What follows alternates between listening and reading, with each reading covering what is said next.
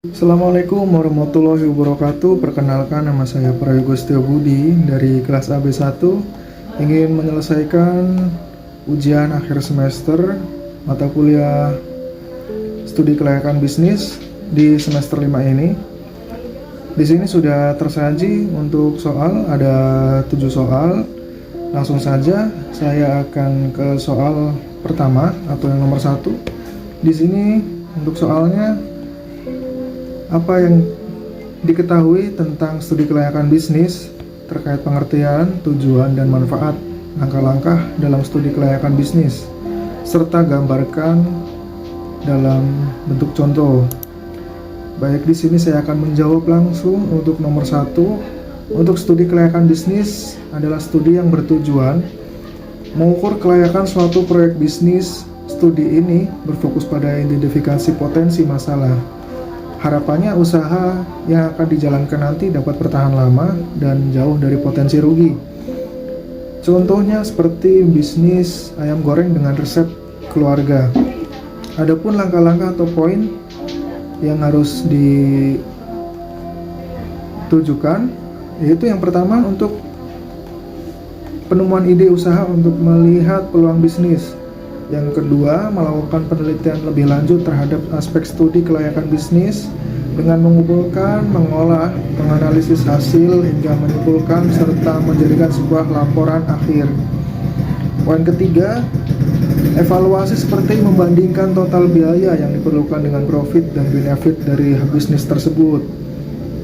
Kemudian poin keempat, penentuan bertujuan untuk menentukan apakah rencana yang akan dirancang layak atau tidak untuk dijalankan. Yang kelima, poin terakhir untuk menjawab soal pertanyaan nomor 1, yaitu pelaksanaan. Setelah ide terbentuk, kita butuh rancangan pelaksanaan kerja dan membangun usaha, meliputi jumlah dan kualifikasi karyawan, anggaran, sumber daya, hingga persiapan dari manajemen perusahaan. Ketika sudah disiapkan dengan matang, lanjut ke proses pelaksanaan. Kemudian ada soal nomor 2 mengenai peluang bisnis, keterkaitannya dengan inovasi serta pentingnya inovasi, dan berikan contoh jenis bisnis yang telah gagal dalam memanfaatkan peluang bisnis. Di sini saya akan menjawab untuk nomor 2, peluang bisnis ialah momen terciptanya kesempatan bagi seseorang untuk menawarkan jasa atau barang demi mencapai tujuan yang dimilikinya. Inovasi merupakan suatu proses untuk mewujudkan, mengkombinasikan, atau mematangkan suatu pengetahuan atau gagasan ide yang kemudian disesuaikan guna mendapat nilai baru suatu produk, proses, atau jasa. Untuk contohnya sendiri di nomor 2, contoh bisnis yang gagal dalam memanfaatkan peluang bisnis seperti es kepal Milo atau ayam geprek bensu. Menurut saya, bisnis tersebut bisa dikatakan gagal karena kurangnya inovasi bisnis yang bersifat musiman dan seiring berjalannya waktu sulit diterima pasaran. Mungkin harga yang terlalu mahal atau produk bisnis inovasi makanan dan minuman yang lebih murah serta enak, seperti es krim atau mixu yang sekarang lagi viral ini ya. Kemudian ada soal untuk nomor 3, ceritakan bagaimana inspirasi bisnis menurut saya sendiri dan ceritakan 3 contoh bisnis dari hasil inspirasi yang telah berhasil. Saya akan menjawab untuk soal nomor 3. Inspirasi bisnis menurut saya terbentuk atau menciptakan suatu kreativitas dalam bisnis.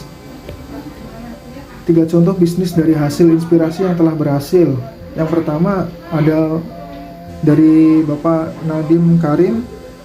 Beliau menciptakan aplikasi Gojek untuk keperluan transportasi secara online dengan zaman yang sekarang serba canggih. Ada yang kedua, Ahmad Zaki menciptakan inovasi belanja secara online dengan terbitnya aplikasi Bukalapak. Dengan adanya belanja secara online memudahkan para customer untuk belanja dengan mudah menggunakan smartphone. Yang ketiga, untuk inspirasi bisnis yang ketiga ini ada Bapak Ferry Unardi, mempunyai inovasi di tengah masyarakat yang sekarang serba online.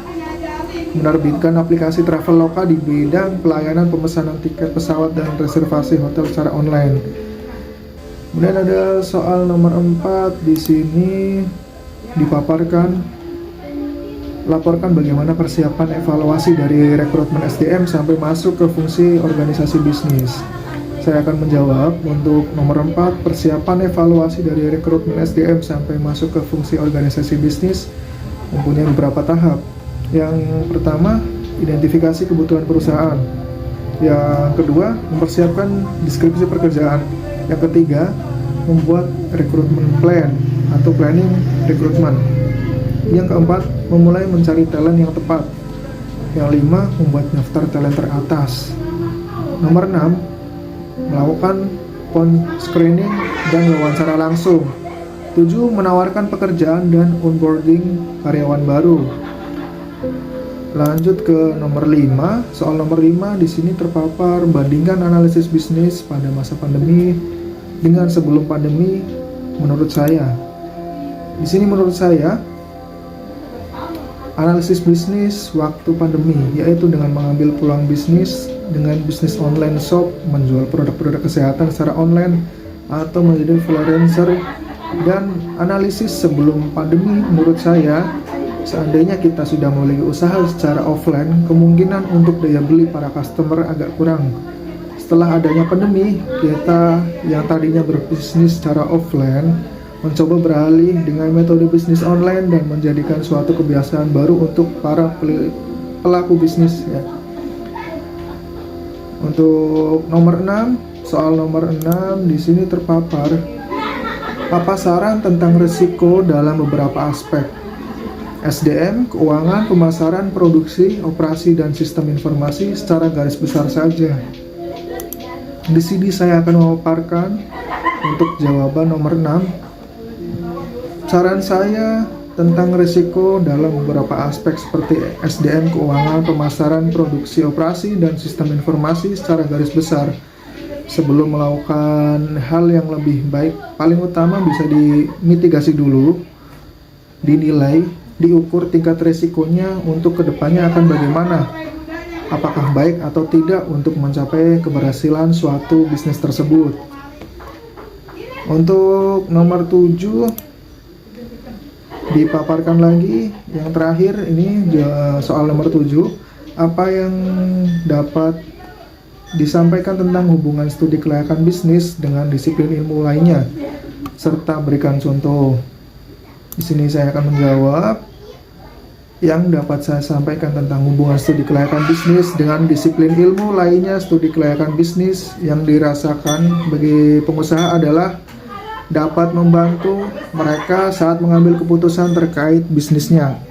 Sedangkan bagi pebisnis akan penting untuk dilakukan di awal rencana agar meminimalkan atau mencegah dari kerugian.